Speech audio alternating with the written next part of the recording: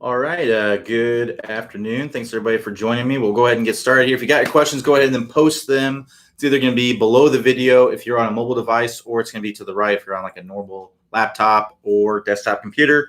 If you are new to office hours and you posted your question more than an hour ago, or if you posted your question more than an hour ago, you need to repost your questions. I start with questions that were posted up to an hour before. So Steve H., Patrick R.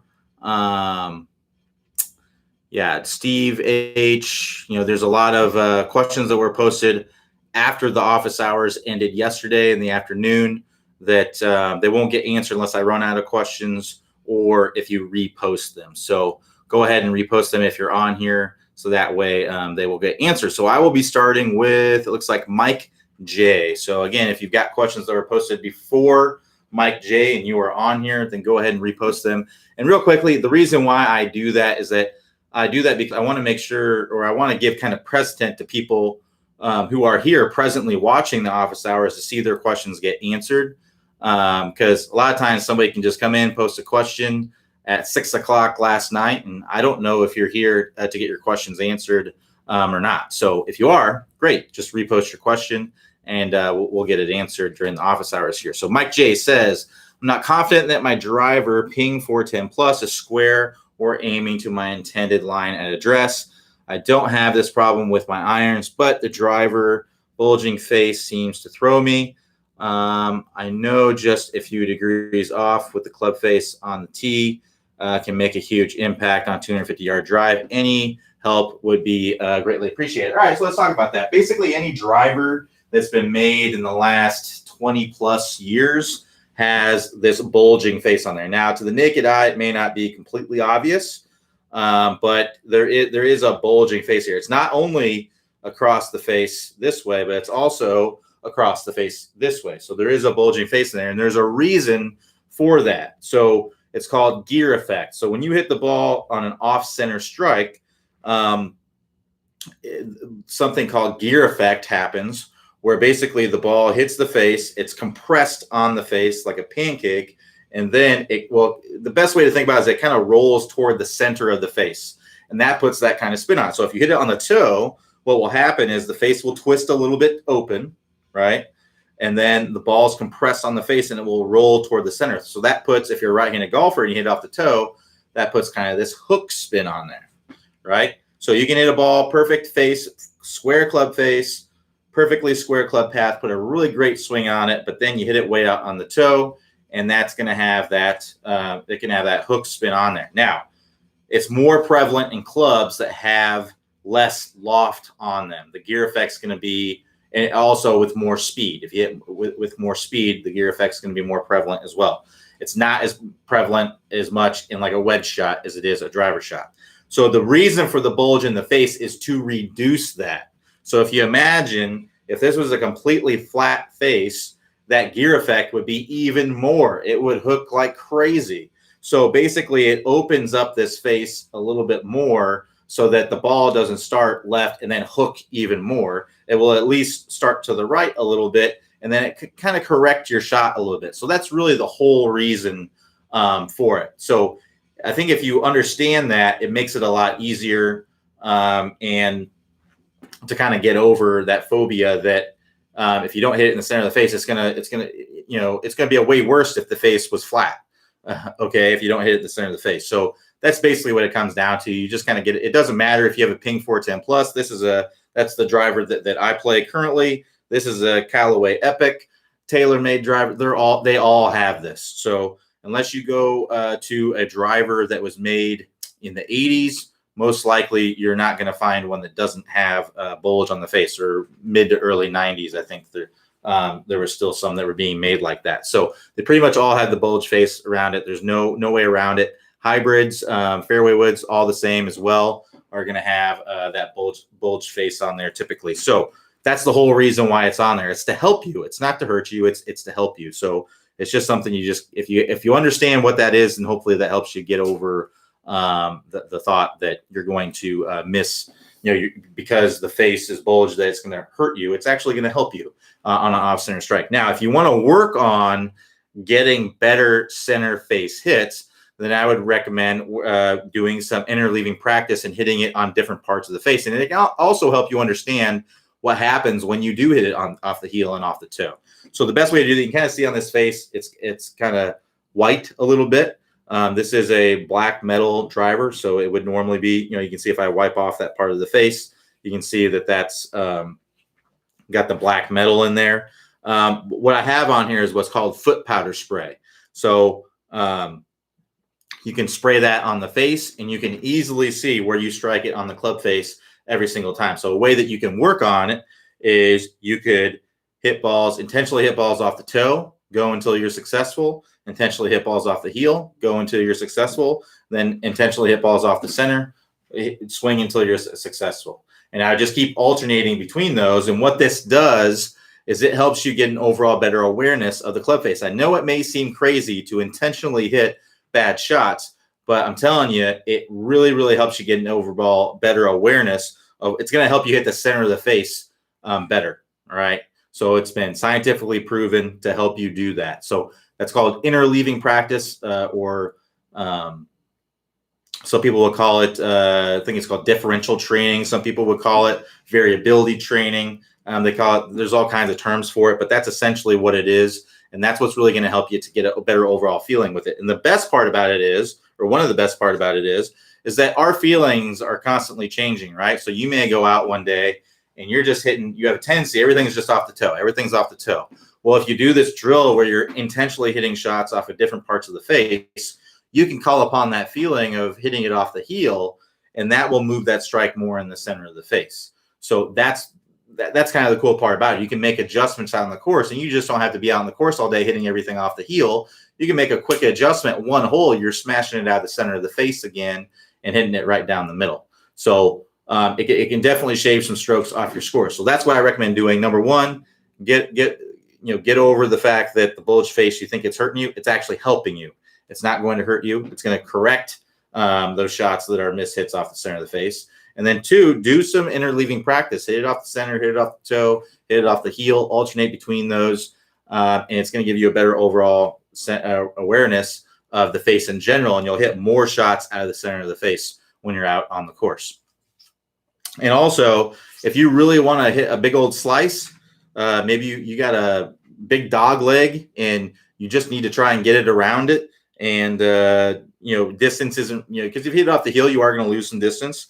And maybe you just want to hit a big old banana slice around the corner. Well, hitting it in the heel is going to help you to do that even better. And just like the toe, if you need to hit a big old hook around the corner or something like that, maybe you normally hit your drive 250, and there's a dog leg and it's 225 to the dog leg or something like that. You can hit it a little bit in the toe, and it will help you to hook that even more and get to curve even more around the corner. So something to keep in mind if you want to do give that a try as well. I would definitely practice that before you try to do that on the course, but it's also a helpful thing to be able to control where you strike it on the face. All right, so Ron D says, "Hey Q, can you show in slow motion the downswing after the club is shallow, demonstrating the whip effect of the club?" Sure. Okay. So when we're coming down into the shallow position, for those of you who aren't familiar with what that is, all we're talking about when we're talking about shallowing the club is just getting the club on plane, right? So we're typically not swinging on the exact plane of the club. Otherwise, you'd be very flat, right? You'd be in this area, right? If you were swinging on the exact same plane that you wanted to bring the club on in the backswing, you'd be here. It's just hard to get distance from there. So pretty much all players, especially players that hit the ball a long way, are swinging on a more vertical plane in the backswing. They're getting the club up here. So what we have to do in the downswing is we have to get that club shallowed out to get it back on plane. So that's going to look something like this. I'm here, and then in the downswing, I'm going to shallow this out, right? So when my lead arm is parallel to the ground, I want to have that club pretty well shallowed out. And I also want to get that club face starting to square up, right? So that's going to come from bowing this lead wrist and bending back this trail wrist. That's going to start squaring up the face as you're coming down.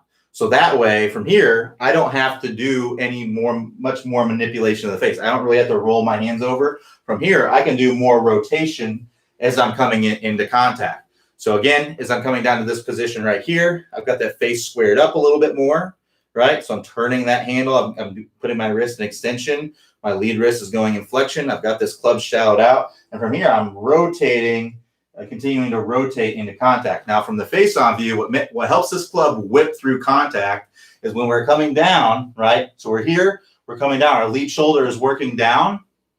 We're getting that pressure into our lead foot. This is where that whip effect starts. My shoulder, my lead shoulder, once I get here, is going to start working up and away from the golf ball. So it starts to work down, and then my lead shoulder is working up and away from the golf ball. And that's coming from pushing into the ground, pushing my hip back and up, and rotating through contact.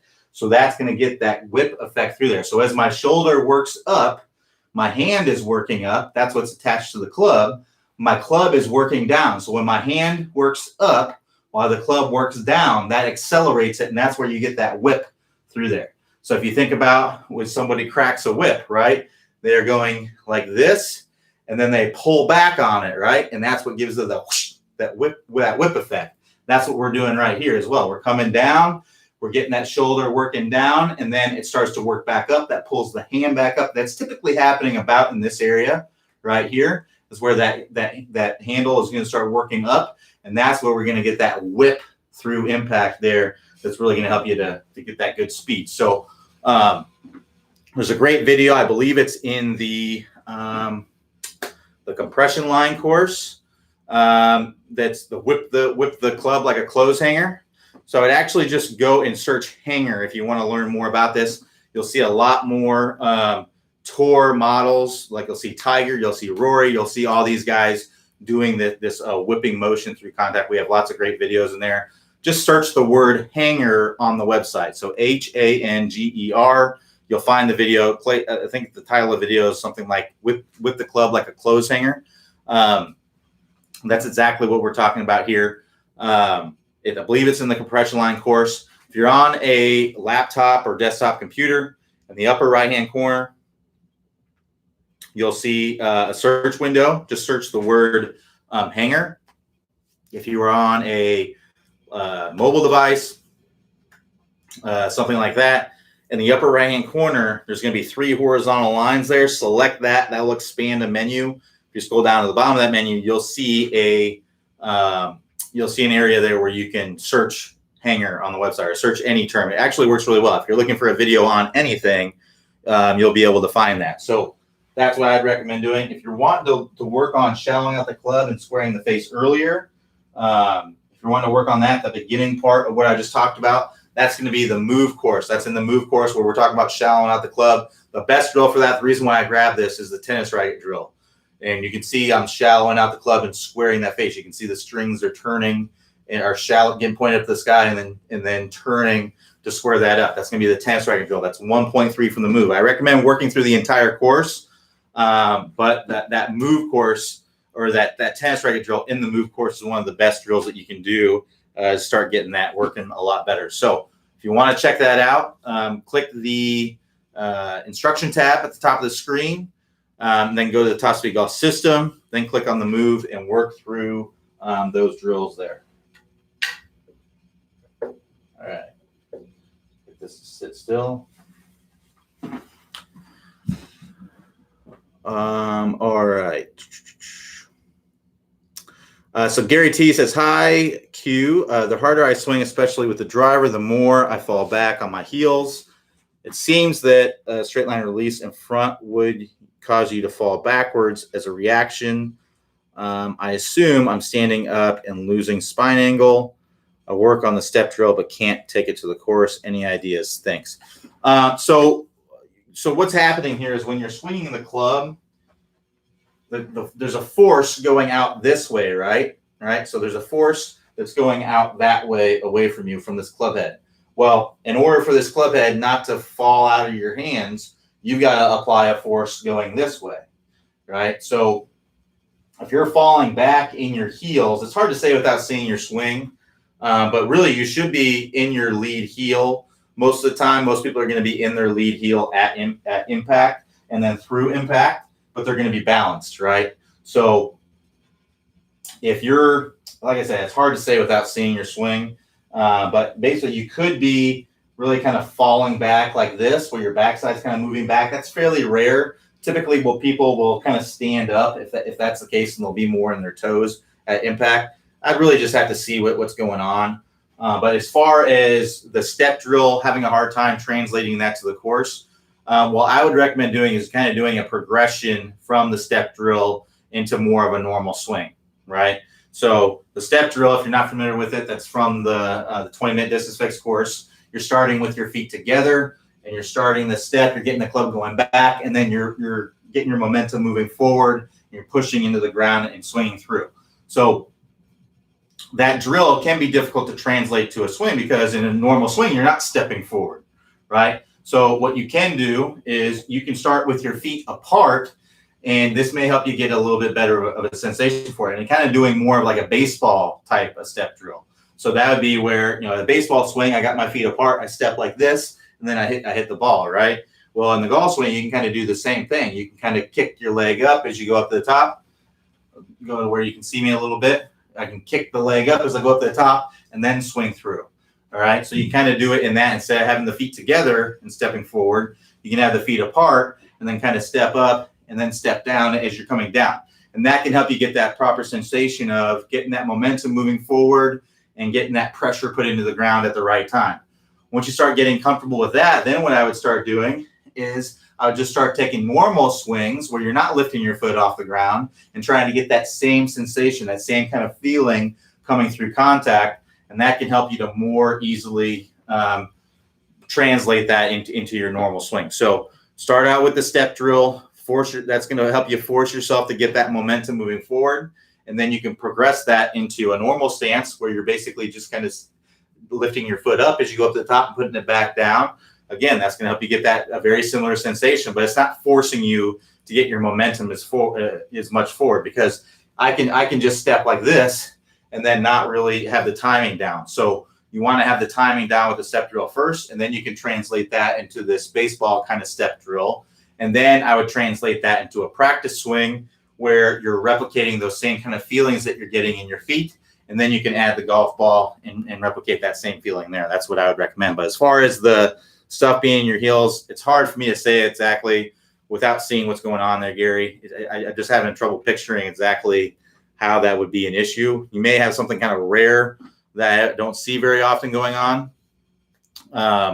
But I would just have to see what's going on. I do offer unlimited swing reviews. If you do want to send me a video of your swing, don't have any spots available right now, but if you want to join that waiting list, make sure that you do that. So that way, when spots become available in the future, you can sign up. So to do that, all you have to do is go to the top of the page, click get a review. That will take you to the swing review page.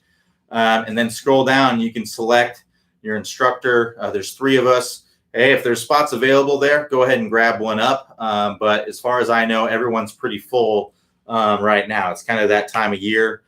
People have more time to practice. Seems like all anybody can do right now is all some people can do right now is play golf. So things are pretty busy. We hope to be able to open up some spots soon, but make sure you join that waiting list, because oftentimes, pretty much every time, at least recently, we sell out to the waiting list and we don't even send an email out to everybody else. So if you're interested, make sure that you join that waiting list, so that way you're notified whenever we open up spots. You'll be on the first you'll be on the first email that we send out. It's first come, first serve when we do that. But those who aren't on the waiting list, we don't always bother them with the email, because if we've already sold out. All right. So make sure you join that waiting list. Otherwise, you may never get notified. You may never even know if we open up spots.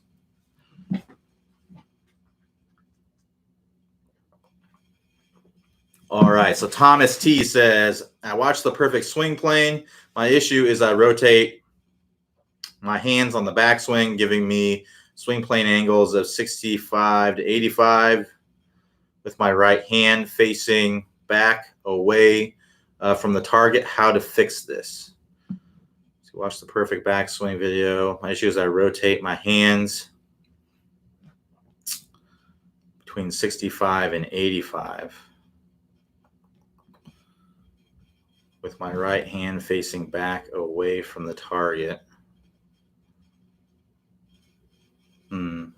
having a little bit of trouble visualizing that what's going on. So if you're over rotating, one thing to understand is that you have to understand everything you do in your swing, it has to be to improve what's going on at impact. So that's where you have to look. What's wrong with your impact, and then work from there to what's going on in your swing. So you don't just want to take away, so there's some people that say, oh, you don't want to open up the face too much in the backswing, or you want to keep it closed, or you want to have the toe dead up. If you're coming into the contact with a square face every single time, whatever you're doing, keep doing that, right? So I don't know, Thomas, if that's an issue for you. If you're having trouble squaring up this face at contact, then it may be an issue, right? So if you're coming in, oftentimes people who are really opening up the face a lot when they're bringing it back, so you can see the face is really open here when I'm bringing it back, they'll have a hard time kind of getting that face squared up. A lot of times they'll leave that open at impact. So if that is the case, then I would try to keep your trail hand more on top of your lead hand, bringing this back. So I would try to feel like, typically when you roll this face open, your right hand kind of folds, or your right arm kind of folds, and your palm is pointing up to the sky. Now you can see I'm in kind of this position right here. So what I would try to feel like is that your trail arm here, if you're right-handed, your right arm stays more straight in the backswing, and that your wrist, your palm of your hand, stays more pointed down to the ground. So here's the difference: is you may be going like this, right? I'll do that really slow. So I'm going like that. So you can see I'm really folding my arm, opening up the face. What I would want to do that's the opposite of that, if I'm having trouble with this, is I'm going to feel like I'm keeping my arm straight here, and I'm having my palm pointed down toward the ground. Now you can see that club face is more pointed down toward the target line, and I can bring that club up here. So that's what I'd be trying to do. I'd just be doing some slow motion practice swings where you're bringing the club up the first parallel here, whereas normally you're kind of like this, folding the arm probably and opening the face. The difference is you're keeping that arm straight and you're pointing that club down to the ground, and then you're bringing it up from there. So that's what I would do. But again, I'm having a little bit of trouble visualizing. If that's not exactly what's going on, go ahead and try to ask it in a different way, and maybe I'll get it next time. All right, so Patrick R says, in the video, how to set up for chips and hit them crisply. Clay does not mention an open stance for chipping, but in the short game putting vault video, he describes opening your stance and using some wrist hinge, vice, a putting stroke for longer chips. Can you clarify which is more effective, the open stance or one that is lined up to the target? So if it's a really short chip, you can do kind of a putting stroke. So you can kind of do a stroke where you're lined up just like it would be like a putting stroke. Most people set up with their feet fairly square to the target line on a putting stroke, and you can kind of set up kind of like this with the club more vertical and do kind of a putting stroke thing. The problem with that is when you get where it's much longer than what a putting stroke would be, you can't really use a putting stroke anymore. You're going to kind of, if you're just moving your arms, there's just too much speed involved, and you're going to end up kind of going like this. You're just going to have a harder time with it. So when you get to where it's longer, I recommend opening up the body a little bit and getting the knees to move around and taking and being, so that way you can take a more consistent, bigger swing when you're hitting it. So if you're hitting a chip, a putting style type chip, that's completely fine to have your feet square. You can open them up. That's completely fine. But if you're taking a putting type of stroke, square is completely fine, but you can't go very long with the stroke. It's got to be very similar to what a putt would be, right? It's got to be very, very similar to that kind of stroke. When you get further away and you need to carry the ball, it's like a 20-yard or 30-yard kind of chip. I would recommend, so that you can take a bigger swing, opening up the feet a little bit, unlocking those knees, and allowing yourself to swing back and through more easily. Because if I stay locked up here, I'm going to be doing a lot of this. It's all arms. It's hard to be consistent when you do that. So I'll unlock those knees and those hips and allow yourself to kind of pivot, and that's going to allow you to be a lot more consistent with that. So Steve H says, please explain takeaway. If I come back and up Ferris wheel, I can get club back square, but have to fight a sway. If I go back merry-go-round, swinging cured, but trouble getting club back square, help. All right, so basically you don't want to have only a horizontal or vertical element to your backswing. It needs to be both. It's mixed together. So what that means is a Ferris wheel would be, where it's rotating like this, right, vertically. My backswing just can't be this, right? It can't just be this, just like my backswing can't just be this, right? This would be, if I had no vertical element in my swing, it would only be this, right? So if I had no horizontal element in my swing, it would only be this, right? Where I just lift the club up. It has to be both. You have to do both. So you need to rotate your hips, right?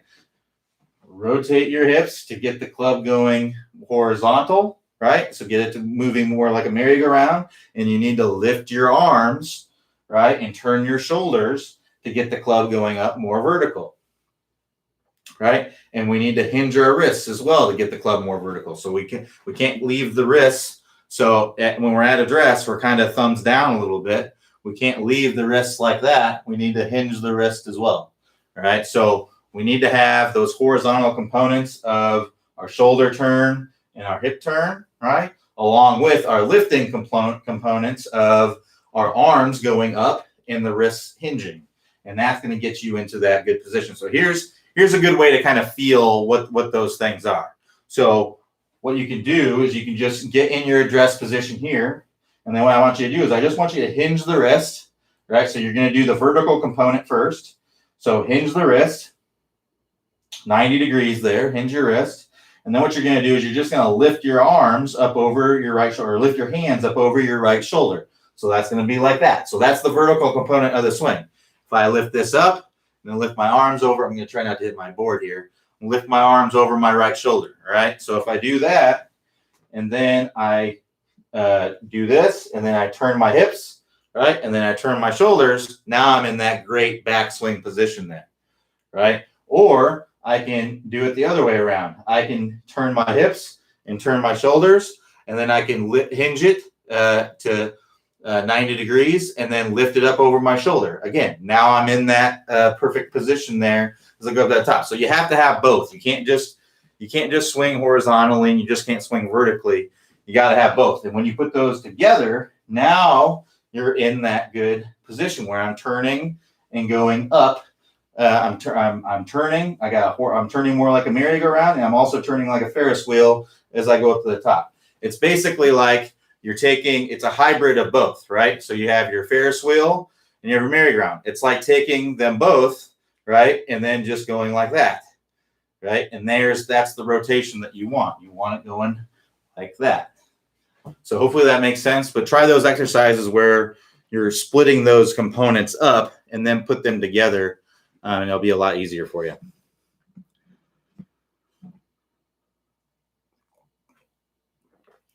All right, so Cole W says, hey Q, any drills, tips to keep the club square with the ground? Keep it square with the ground. Not sure what you mean exactly. To keep it square with the ground? Are you meaning like the lie angle? Like this? So keeping it square to the ground as opposed to toe down or heel up? Is that what you mean? Cole, go ahead and let me know if that's what you mean. But basically, most of the time what I see people struggle with is what's called toe down, and that's because of early extension, right? So when we come down into contact, we're kind of standing up, and we get this kind of action, and then our toe is down, right?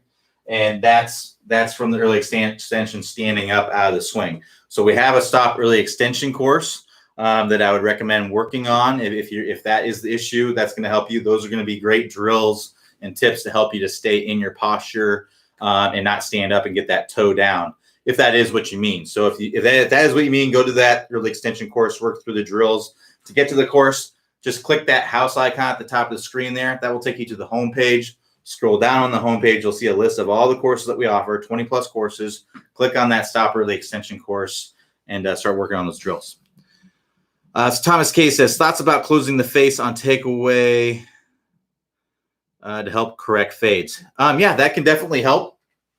The thing is, what we talk about here and what I talked about earlier is everything that you do in your swing is to help what's going on at impact. So like someone earlier was talking about how they, well, at least I believe that's what they were talking about, how they really open the face in the backswing. Well, if I really open the face in the backswing, I'm going to have to really close the face in the downswing. And not everyone does that. A lot of times people really open the face in the backswing, and then they kind of don't really close it as much in the downswing, and the ball goes a mile to the right because they're leaving the face open.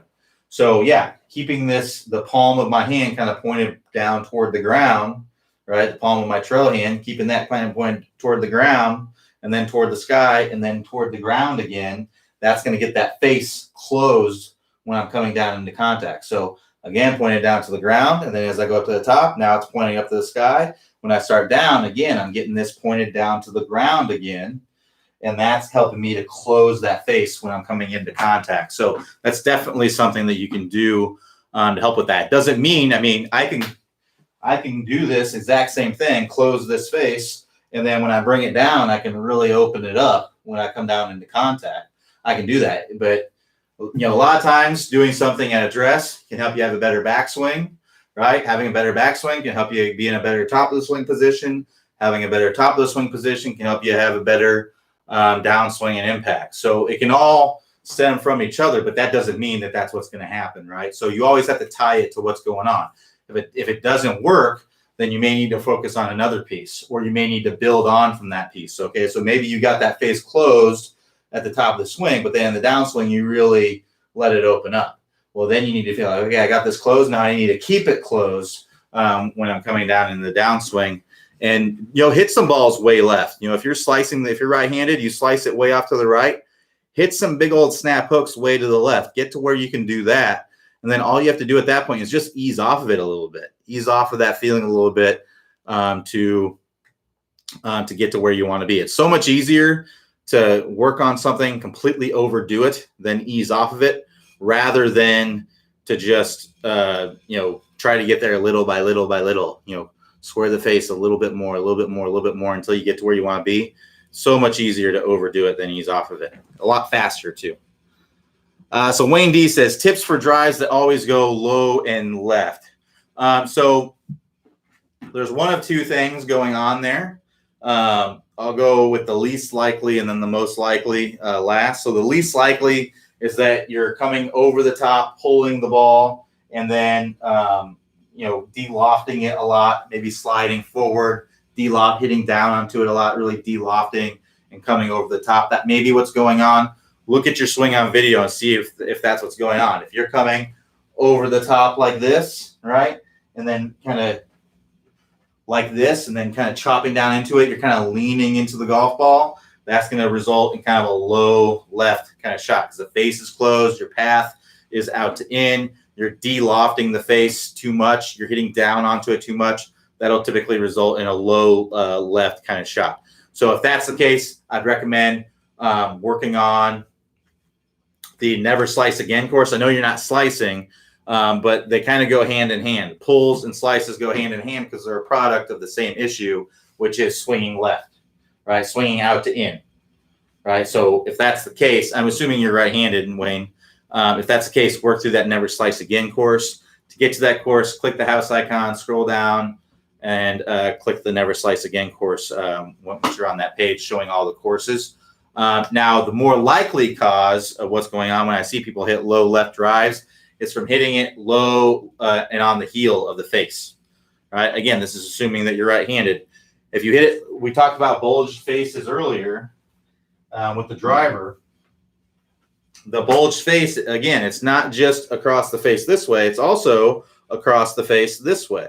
It's going to be bulged from top to bottom. So this is a 9-degree driver. That's measured from the very center of the club face here. It can be 3 degrees more higher on the face and 3 degrees less lower on the face. So the top of this driver could be 12 degrees and the low part of this driver could be 6 degrees. Now, if you have a 10-degree driver or a 12, let's say you have a 12-degree driver, it can be 15 degrees up here. It could be 9 down here. So if you hit it low on the face, that's going to be it's going to fly lower. The other thing that can be causing that ball to go low left is if you hit it in the heel. So if you hit it low and on the heel of the face, what happens when you hit it on the heel, the ball will compress on the face, and then it will twist the face. It will twist the face closed. When it twists the face closed, it makes the ball start more to the left. So that's more than likely what's going on. Now, sometimes gear effect will take place, and it will cut a little bit to the right. But sometimes it'll be just hit so much off the heel that no amount of gear effect can make that ball kind of curve back. So a lot of times you'll just end up with that low left strike. So the way you can kind of see if that's what's going on, get some foot powder spray and spray your club face. You can see I have some on here, right here. You can see that it's kind of cloudy on the face here. That's from some foot powder spray that I sprayed on the face. The brand that I recommend for foot powder spray, because not all of them are very good, is the Dr. Scholl's Odor Eaters X, Odor X. It's a yellow can, sprays really nicely on the face. You can see where the strike is clear as day. So that's the one that I recommend using. And you'll see hit a bunch of shots and see where your strikes are on the face. And what I'd recommend doing is doing some face, some ball striking training where you're training your strikes on the face. So the first thing I would do is if you find out, hey, all my strikes are right here, the first thing I would do is I would adjust my feeling to get the desired result that I want. So what that would involve is intentionally trying to strike the ball high and on the toe. If you're hitting it low heel, try to hit it high toe. What will most likely happen is you'll strike it more in the center of the face. Now, if you still hit it low heel, exaggerate it even more. Get out of your comfort zone. You may need to feel like you're missing the golf ball. That may be what you need to feel like to make that happen. Now, if you actually hit it high on the toe, then great. That means that you've made change. All you have to do at that point is just ease off that a little bit. That's why I was talking about earlier, overdoing. It's easier to overdo something than ease off of it than to try to get there little by little by little. Really, really try to exaggerate it, move that strike. Get a few in a row where you get them in the center of the face. And then once you start getting a feel for the face, now let's try to hit on different parts of the face. We'll go one in the center, then we'll try to get one in the toe, and then we'll try to get one in the heel, then we'll try to get one in the center again. And every time, if you're not successful, if you try to hit it in the toe and you hit it in the center of the face, try again. Just keep trying until you're successful. And what you can do is you can play a little game with yourself. You can hit it on the center, the toe, and the heel, and you can count how many attempts it takes you to be able to do it successfully, right? And then that's your score. So let's say it took you 12 total attempts to get those three strikes. Well, that's your score. Try to beat that the next time. So that way you're putting a little bit of pressure on yourself. There's a little bit of competitive energy going on there, which is something you can more easily translate to on the course. So that's why I recommend doing it's called interleaving practice or differential practice or variability training. There's lots of terms for it, but that's scientifically proven to give you a better overall feeling of where the center of the face is. I'm telling you, if you do that for a week, go to the range every day for a week and do that every day for a week, you'll be hitting it out of the center of the face a lot more often. So that's why I recommend doing. And the cool part about it is, again, if you start hitting it in the heel again, you know how to adjust your feel to get the desired result that you want. So it also trains you to do that.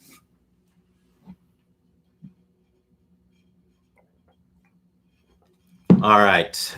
So Tim F says, trying to get more forward shaftling. It seems like I need to swing my right elbow in front of my right hip and forward of that on the downswing. Can you provide any detail on that part of the movement? It certainly helps, but it's not a requirement. Look at Jim Furyk's swing.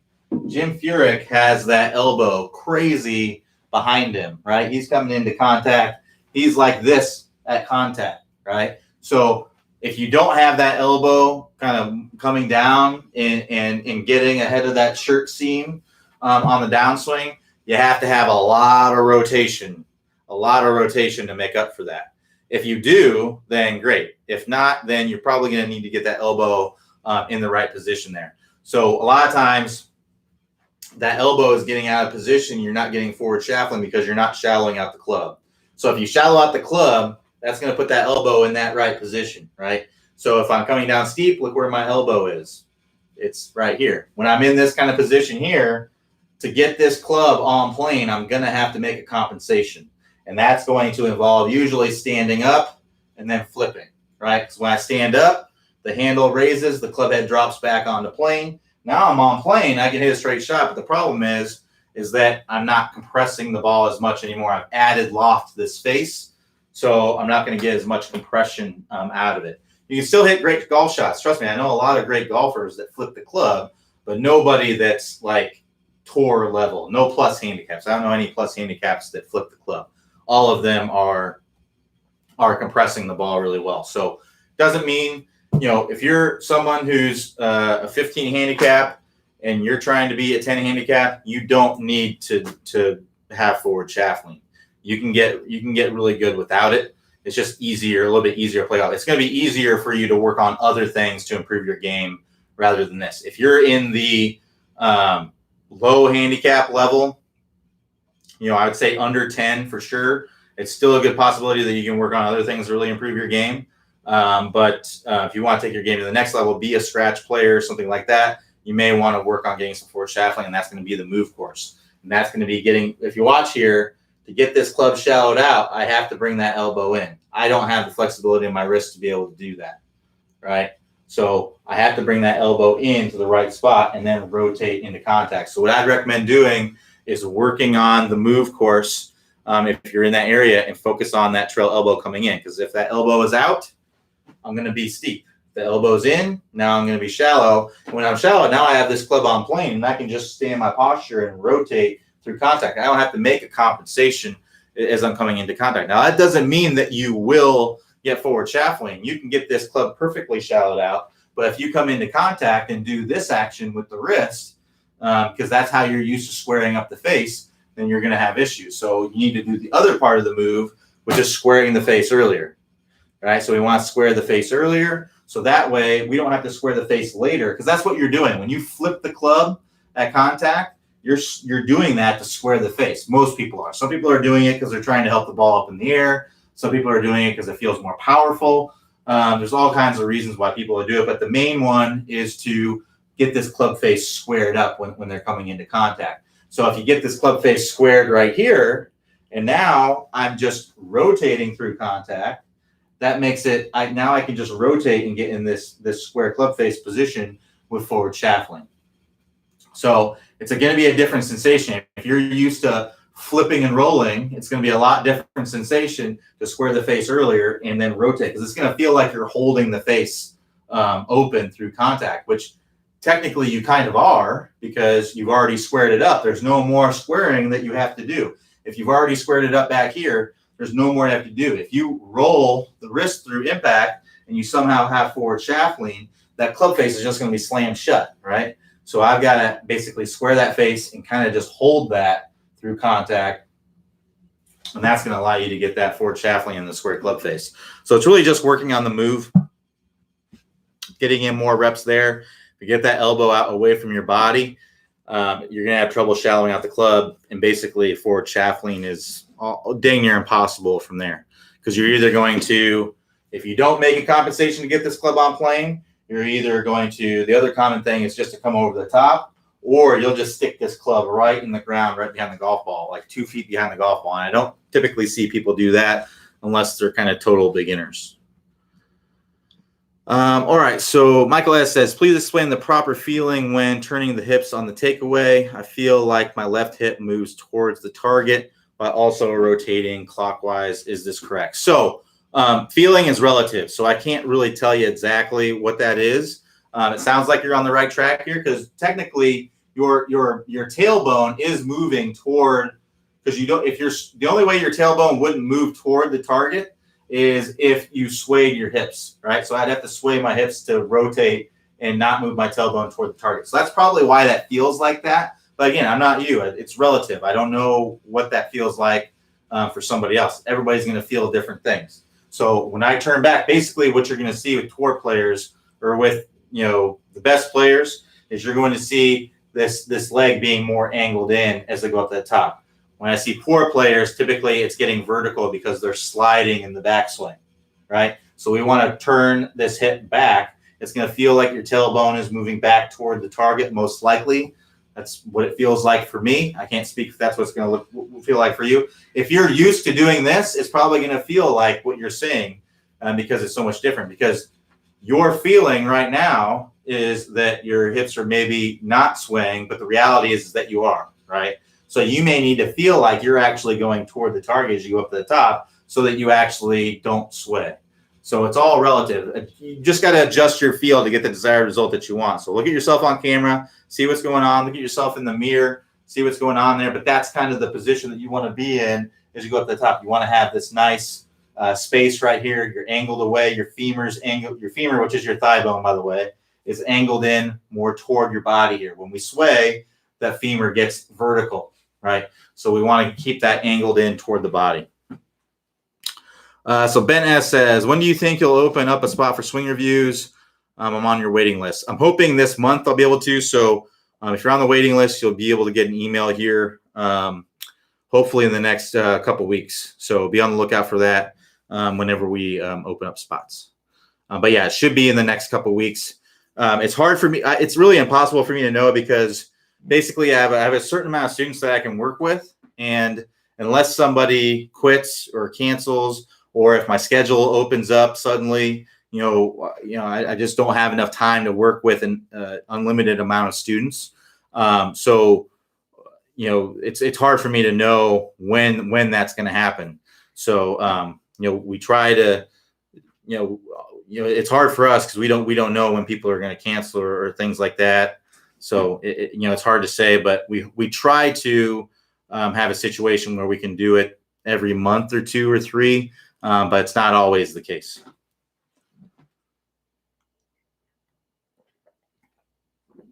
All right. So David F says, yesterday I tried the sumo step and ended up pulling a groin muscle. Ouch. Thoughts on whether I did something wrong? Haven't had an injury from golf before. You may have stepped too far. So a lot of times if you're doing that step drill and you step too far, that can put some stress in that area. So what I'd recommend doing is take your normal stance, all right? And then I'd just put like a T on the ground outside of your foot there. And then when you put your foot together, that kind of gives you a visual indicator of how far you want to step. Now, typically you're going to step a little bit further with the momentum when doing the step drill. But if you step too far, you might get in that area where you might pull something or something like that. So just put something on the ground so that you're not stepping too far, essentially. That's what I imagine what happened, but it's hard for me to say without, actually being there and seeing what happened. But that would be my guess. All right, so Steve H says, finishes spine review, fantastic. I seem to get correct tilt just by gripping the club as described. Should I need any additional hip or shoulder tilting? No. So yeah, typically a lot of times you'll be in a natural shoulder tilt already because our right hand, or for a right-handed golfer, right, our trail hand is underneath the lead hand, right? So if I'm standing straight up and down right here, right, and I have my left hand on the grip, and I just take my right hand and keep my shoulders square, right, and put my trail hand underneath, I'm automatically in that, right? So the only way I can have my shoulders or my spine not tilted away is if I really open my shoulders. So that would look something like this, where I go like that. I'm exaggerating, but that's where I would have to be. So if you look at that from down the line, if for me not to tilt my shoulders away to get underneath, I would have to open my shoulders and kind of get like this. We don't want to be in that kind of position. So we want to be more square as we're coming in. So I'm just taking my hand and putting it underneath. And now I'm in that perfect tilted away position. So yeah, that's an easy way to do it. You probably don't need to be in there. Get an app like V1 Golf. It's a free app. Again, it's called V as in Victor, 1 Golf. V1 Golf. It's a red icon. It's completely free. Should say completely free. They do have a paid part of it, but you do not need it. You only need the free part of it. It won't cost you a dime to use it. If you want to get the paid part of it, their subscription thing, be my guest, but you don't have to have that to take videos of your swing and draw lines and all that stuff. But this is what we use at Top Speed Golf. There's other ones out there as well, but this is just the one that we use at Top Speed Golf. It's what we use for swing reviews. If you're interested in swing reviews, I'd maybe recommend getting it and getting acquainted with the app, so that way you can hit the ground running when you sign up for swing reviews. But what you can do is you can draw a line from the middle of your sternum here. So the zipper basically on my zip up here, and my belt buckle would be, or my belly button would be the other one. You can see that's basically 6 to 8 degrees angled away right there. This would be vertical, right? This is 6 to 8 degrees angled away. You're going to see that's basically pointed pretty close to the inside of my foot there. That's a good spot. So that's how you can measure and see if you're in a good place. It doesn't have to be exact. You can be fairly vertical at address, and you can be a little bit more angled away. It's really personal preference. It's just easier to get into a better position at the top if you're in that position, right? It's easier not to be, if you're vertical at address, a lot of times you'll be vertical or even leaning toward the target at the top. If you're very angled away at address, a lot of times you'll be too far angled away at the top of the swing. So this helps you to stay nice and stable and more consistent if you're in a more 6 to 8 degree tilt at address, 6 to 8 degree tilt at the top. And then that's going to allow you to get into the most important angle, which is the one at impact, where we're coming in and we're in that 18 to 25 degree angle range, which is going to look something like that. So if I go middle of my shirt there again to the middle of my hips, you can see that's more angled away. That's that 18 to 25 degree angled away position. So those are all the ones that that you would want to look at. But V1 Golf is the app that you want. So James M says, thanks, Q. You answered my question about the right elbow, bringing the elbow in. Yep, that's how you shallow out the club. You got to get that elbow in. Get the feeling that I like with that elbow is to feel like it's chasing your belt buckle. That's the kind of feeling that I want to have. What's important with that is you want to make sure that you're rotating. You can't just come down and chase your belt buckle like that, right? You got to be rotating, and then you got to feel like your belt buckle is turning toward the target and your elbow is kind of chasing it. That's the feeling that you want to have in the downswing. So Tim F says, thanks. I'm a 4 handicap and flip part. What I do wrong, not terrible, but not leaning toward. Yeah, so I'd be working through the move course, straight line release course. Tim, you also may want to make sure that you're nailing the other pieces of the system as well. So we want to make sure that our spine angles are good. So if you're working on forward shaft lean and your spine angle looks like this at impact, where you're pretty vertical, not very angled away, you're going to tend to release that club right there. So you want to make sure that you're coming in, you're opening up, and your spine angle is more angled away as you're coming in. So you may want to look at that on video and see where you're at. You may want to work on level 3 of the stable fluid spine course. You're probably getting a full turn, I would imagine. But you may want to look at that as well. A lot of times if you don't get a full turn, you'll tend to rush the downswing and you won't be in very good sequence. And that's a very important part to getting that proper release of the club. So make sure that you're getting your good full shoulder turn there. You also want to make sure that you're getting lag. If you are releasing this club early, man, it's gonna be tough. It's gonna be tough to get that. If you're already releasing from the top of the swing, if you're casting the club. Now, if you're coming down, you have this angle here, and that angle remains constant, like a Dustin Johnson, that's completely fine. But if you see from the top of the swing, you see this angle is already getting bigger from the very top, that's going to be an issue. You're going to have a really hard time getting a good release of the club. You're going to tend to automatically release that club early. So if that is the case, you may want to work on the lag course and getting that angle. Try to get it sharper or remaining the same from the top of the swing to this first parallel with the lead arm position. That position right there, that can help you to get into the right position. So, and then compression line, if your hips are bumping out, if you look and you see your hips are really bumped out, that's going to make it really hard to rotate. I'm getting locked up here, so I want to make sure that my hip is moving back and out of the way. My compression line is the line that goes up from my lead ankle, hip, and shoulder. I want that to be all in a nice straight line here, just slightly angled away from the target, like a couple degrees is going to be good.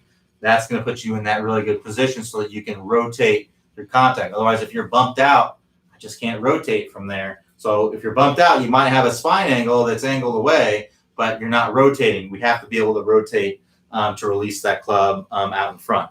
So those are things that I would look at to make sure you're in good shape there. If you've been working on this for a while and you're not getting anywhere, that's what I'd be looking at to make that happen. So David F says, by the way, pulled the groin, but also got my highest swing speed at the same time. Hey, you win some, you lose some, right? So awesome to hear that. But hopefully you heal up soon and get back out there and start work on, and thing is, like when you're working through that 20-minute distance fix, you're giving 100% effort, right? So there's going to be a higher probability that you're going to pull a muscle or something like that. So always make sure that you kind of warm up. You don't want to just go in there cold. Take a good 15, 20 balls just to warm up, get up to there, get to where you're ready. And then once you're ready, you can start giving 100% effort on those swings. I did some speed training yesterday. I tell you what, if I just went and tried to do that right now, I'm so tight, like I would probably pull something. I need to take some half swings, build that up to a full swing, and then start working up the speed from there. It'd probably take me more than 15, 20 balls to warm up today because I'm feeling pretty tight. So yeah. Yep. All right. So we got about 5 minutes left. If you got a question, any last questions, we'll be back here tomorrow, 9 a.m. Eastern time.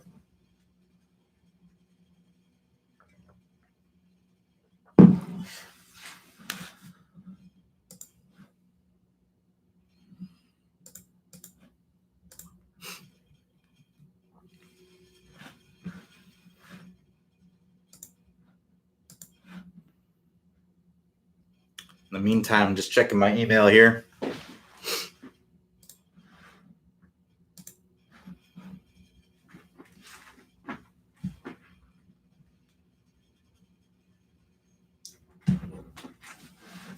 So yeah, a few minutes left. We don't have any questions on there. So if you got a question, go ahead and post it.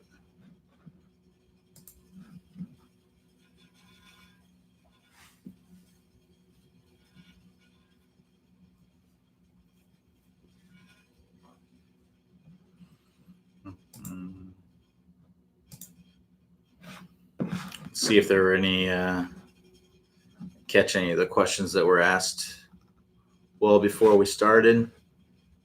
I can answer one of those to close out here. All right. Who do we got?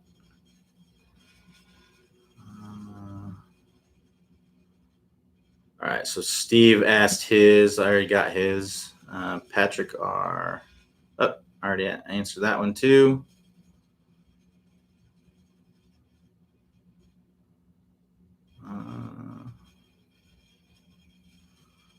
So Steve H had other questions about after spine angle review, tried 20 pitch with 8-iron, perfect. Now with pitching wedge, try same 20 pitch, seemed to come over the top. Why bad swing with compared to 8-iron?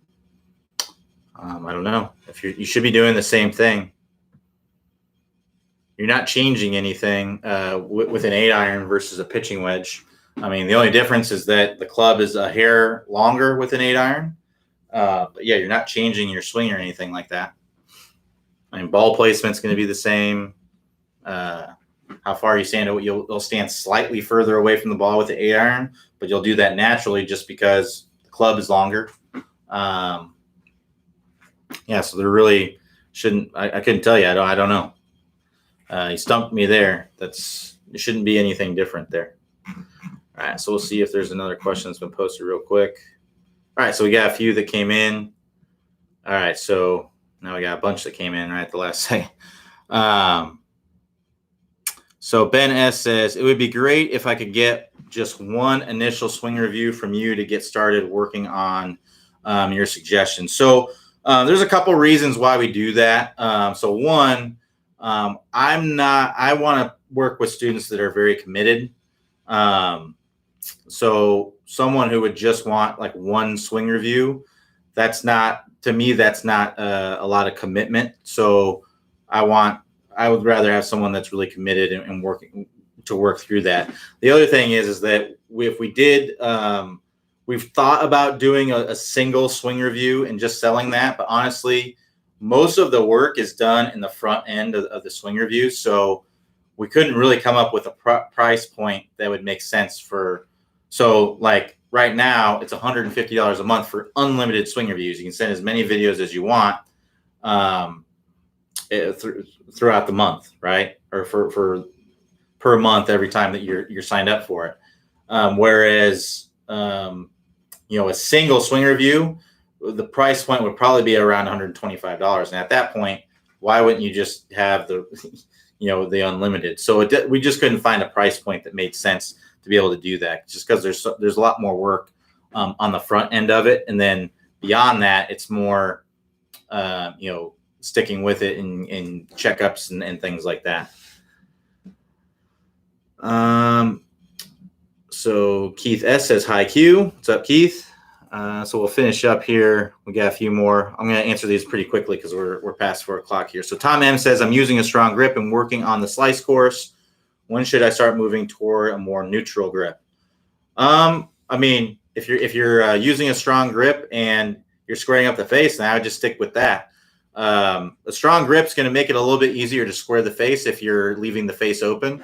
So I would stick with it until you really start hooking the ball. And at that point, you can kind of ease off of it if it's uncomfortable for you. But if you're hitting the ball great, then I would just stick with that grip.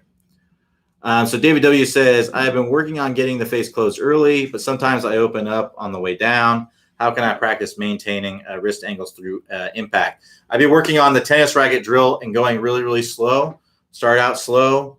Try to make the swing take 5 seconds when you're working on that. Start out slow, build up the speed, make the swing take 4 seconds, then make the swing take 3 seconds. Once you're able to get it comfortable at that speed, then you just work your way up to full speed. I wish it worked out that you could just do something and then you just do it lightning fast. But anything new that you're learning, you're always going to learn it slow first. If you imagine learning to play guitar, you don't pick up the guitar and start playing Stairway to Heaven, right? You pick up the guitar, you got to learn the notes. You got to start out slow at first and build up the speed. So James M says, did they open golf courses where you live in Hollywood? They're open now. Yeah, they've been open in Florida, or they've had the choice to be open in Florida the whole time. None of them have been forced to close, but I know some of them closed on their own. Just I don't know why they would. They'd still make money if they stayed open. But yeah, I know some of them did close, but not all of them. All right, so last question here from Keith. Keith says, I bought the PRGR and without a ball, couldn't get over 80 miles per hour. Went to the range today. When hitting a ball, I was consistently in the lower 90s. Have you heard anything about problem when not hitting a ball? You may have it too far away. Somebody said that they talked to a representative there. I haven't had that issue personally, but I don't really do very many swings without hitting something anyway. But somebody said that they talked to a representative from PRGR, and they said to move it a little bit closer. So we talk about being about a club length behind, like a driver club length behind where your impact zone is. I would have it like 3 feet. So 3/4 of your driver length. So I try to move it a little bit closer and see if you get some better speeds. The other thing is that oftentimes we don't swing the same with and without the golf ball. I actually swing faster with a golf ball. It sounds like you might be in that same category as well. Clay swings faster without the golf ball.